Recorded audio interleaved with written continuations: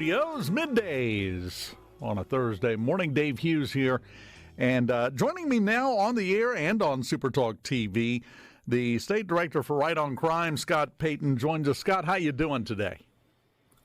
Dave, I'm doing great. I just have to say, before we do anything else, that is a fabulous bow tie, sir. Well, Dave, that is one of my calling calls. So, I've been listening for the last 10, 15 minutes, and it's a little nervous about coming on because you've talked about Stormy Daniels, you've talked about New Orleans, possums, Speaker Michael Johnson, and Ronald Reagan. So I've got a lot to live up to here on this segment, but I most certainly enjoyed and was almost disappointed that my spot is coming up because that was a very lively and interesting conversation. Well, and just let me say, an excellent top-tier guest deserves a strong lead-in. That was my theory there, and I think you were definitely deserving of a strong lead-in. The legislative session is over. It seemed to last 17 years this time around. That's what it felt like. Did we get as much accomplished when it comes to criminal justice reform as you think we should have? Dave, you hit the nail on the head several times over the last 15 minutes about judging policy based on results. And that's kind of why Right on Crime was formed as a conservative organization that is seeking data and research to inform policy when it comes to criminal justice reform. It is easy to get emotional on this issue because, even if our crime rate was at 1%, if you're that 1%, it doesn't matter that 99 other percent wasn't affected.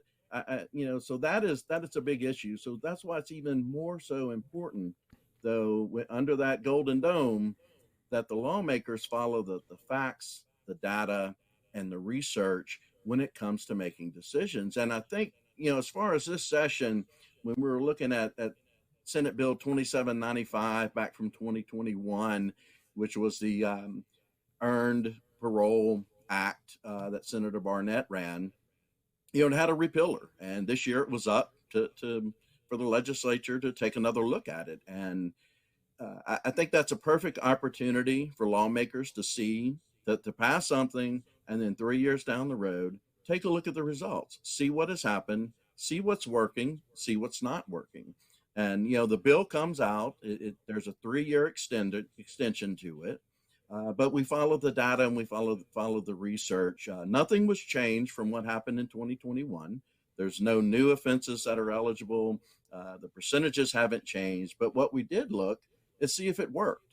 And there was a study out that showed that 98% of the people that were made newly eligible for parole did not go back to prison on a new sentence within the first 24 months following their release. And then again, we have to realize that this is not just let you out the door type situation. You have to go in front of a parole board. The parole board director is appointed by the governor. They have certain criteria in statute, and they get to look at how the behavior of that individual has been inside the prison.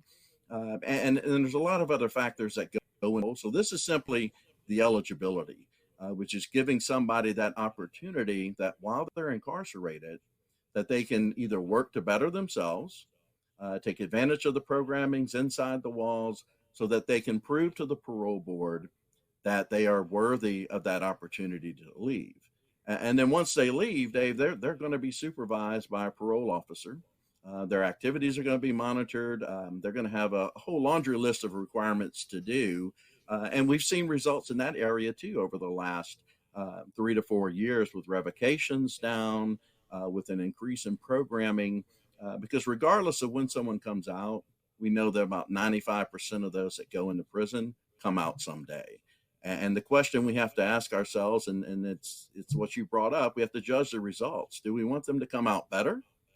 Or are we creating an environment where they may come out as either a better criminal or more hardened than they were before they came in? Well, and that's the thing, because there is sort of an offshoot to that whole thing. And you can ask Rhino. He's sick of hearing me say it at this point. We need to stop judging by process and start judging by results. But we have to make sure that we're looking at the right results, because with the big tough on crime push, for a lot of people, well, getting the criminal in jail, that's a result, and we're done. No, we need to look at exactly what you just said. What happens after that? Because the purpose of jail, well, it's got multiple purposes, but one of the big ones is rehabilitation. And I don't think that result has gotten the attention it has needed for quite some time with the prison system in America and even in Mississippi. Would you agree with that? I agree, Dave, and that's one of my big pushes here, because you mentioned the purpose of prison, which is retribution, punishment. As a conservative, and I believe, Dave, you and almost everyone would agree, you do something wrong, there is a consequence to your action. So, across the country and here in Mississippi, we have punishment. We've got that pattern. We know how to do that. Another one is deterrence. It sets an example. Hey, if you do this activity, you may go to prison, and that works in some cases. Not necessarily. There's a lot of other factors in there, but deterrence is one of those functions of prison. Another is incapacitation, and that's kind of touches on your really tough on crime approach. Is if we lock someone up, we throw away the key, we don't have to worry about that person, and that's correct. You have solved that individual person's criminal rampage or whatever they were doing, but eventually they're coming out. And what we have to do is there's really not, this is not a system where a blanket approach works. It's individual. I could have an armed robbery charge and the circumstances could be totally different than someone else charged with that same offense. Mine may be more serious, the others may be less. And that's why, our criminal justice system allows a prosecutor to look at the facts, allows a judge to have a sentencing range. And eventually, I may change in 4 or 5 years. My consequences may require me to stay longer in prison, but I need that opportunity to better myself and to come out. And in the long run, Dave, we make a safer environment for our correctional officers. And I'll plug, this week is National Corrections Officers Week. Those guys, men and women, they work hard, Dave. They are working long shifts. They're dealing with being understaffed. We have a Commissioner Burrow Kane, who came from Louisiana, since we were talking opossums, New Orleans, and Speaker Mike Johnson. So we'll keep with the Louisiana theme. But Commissioner Kane, I would find it hard to say that he is soft on crime. He is certainly a tough individual, but he is fair and he's compassionate, and he understands that there is a pathway to redemption. And his intention is to offer that inside the prison walls. He also realizes some people may never come out, and he creates opportunities for them within the walls because it creates a safer environment for his employees. I mean, this is a job that there may be roughly 1,300 correctional officer positions throughout the state of Mississippi. Back in 2022, at one of the latest reports, there were 200 unfilled security positions. And these men and women are supervising over 19,000 people at a salary anywhere from $37,000 to $41,000. So we have to also realize that when we make policies in Jackson, when something happens under the dome, it's Commissioner Kane and it's those 1,300 correctional officers that are holding the bag. If we tighten up or if we don't allow for a mechanism for someone to earn their way out of prison, we make that job for those 1,300 men and women unsafe. We make it much more difficult, and we certainly discourage people from wanting to join the ranks of a correctional officer. I worked 10 years in corrections. Most of mine was community supervision, but I worked inside of the second largest prison in Louisiana on weekends because of a staffing shortage. And I can tell you, Dave, it changes your perspective. It changed the way I thought about sending people that I was angry with to prison instead of the people that we should be afraid of to prison, and I got a better understanding and appreciation for what correctional officers put up with. There's a lot of stuff that they have to handle administratively, um, and with the individuals that they're in charge of taking care of. I'll tell you what, if you can hang around for after the break, you just used one word that I was going to bring up, and I want to talk about that for a second, because that's basically the text you're giving us right now is based around that one word, which is perspective. That's one thing that I think we sorely lack in a lot of areas, and especially when it comes to the correctional system and law enforcement in general. I don't think we have the perspective that we need to make effective decisions that can move the needle and make a positive change in the population. And we'll talk about that when we come back. Sooner or later, I'm going to say something that's going to make Scott's bow tie start spinning. It happens. We're all aware this is a risk when I'm here.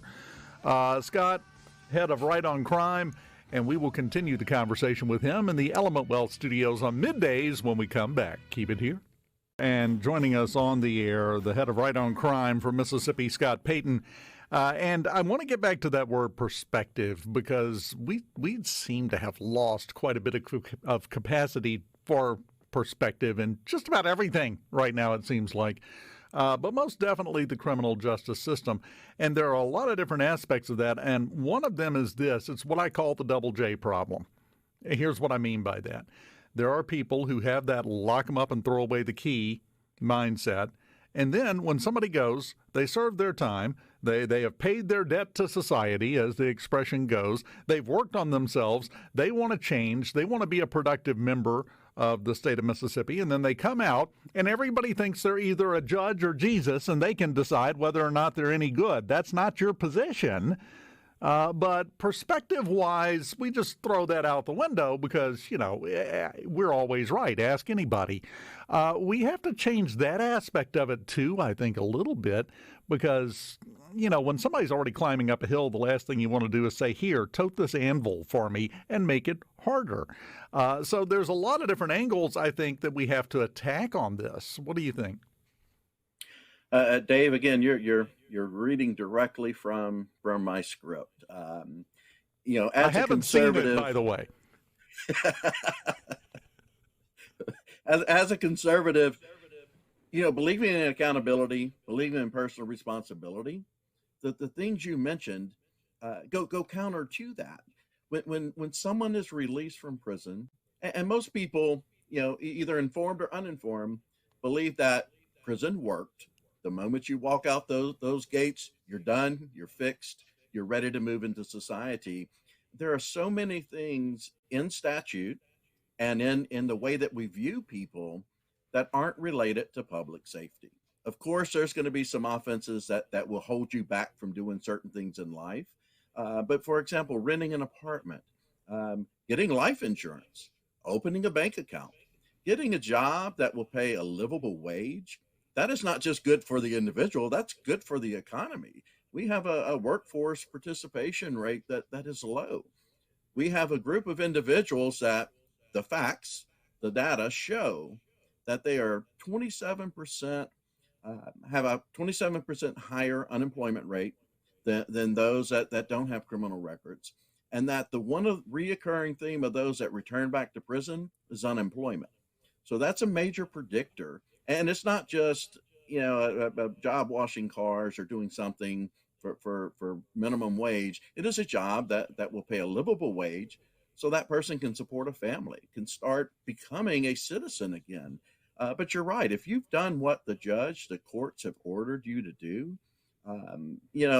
that should go away. You should not be judged on your worst mistake over and over and over if there's no nexus to public safety. And for the most part, there are very few. And if there is something that's a nexus to public safety, chances are you're one of those 5% that aren't coming out of prison.